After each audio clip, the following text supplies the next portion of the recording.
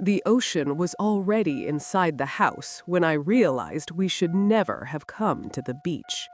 It crept in quietly, salt-stained footprints across the tile, damp towels breathing out the smell of rot. Outside, the sun still burned bright, gulls still laughed, and my parents still argued about sunscreen. Everything looked normal. That's what made it worse. We'd arrived at Driftwood Cove just before dusk, our yearly family escape. The beach house sat too close to the shoreline, its stilts sunk deep into wet sand like bones. The owner had warned us about the tides. "They come in fast here," he'd said, smiling like it was a joke. That first night, my little sister Lindy woke us screaming. She swore something was tapping on her window.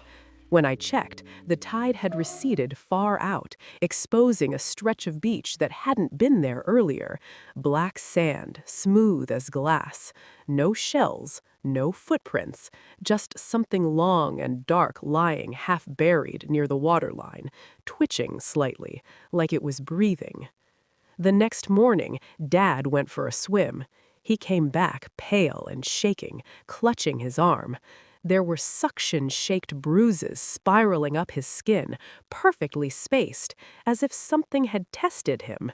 He refused to talk about it, just sat staring at the ocean, whispering, "It followed me back."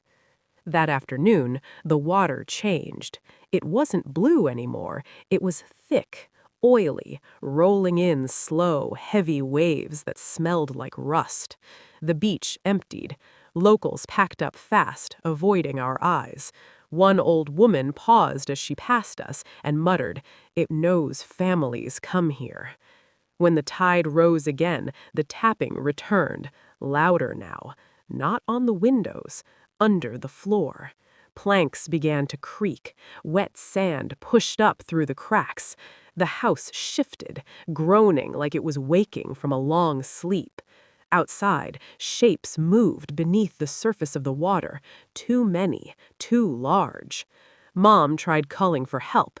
No signal, no power, just the sound of waves slapping the stilts in a slow, deliberate rhythm, like knocking. Then Lindy smiled. Her eyes reflected the ocean, dark and endless.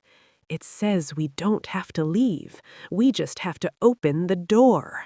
The front door burst inward, seawater flooding the room.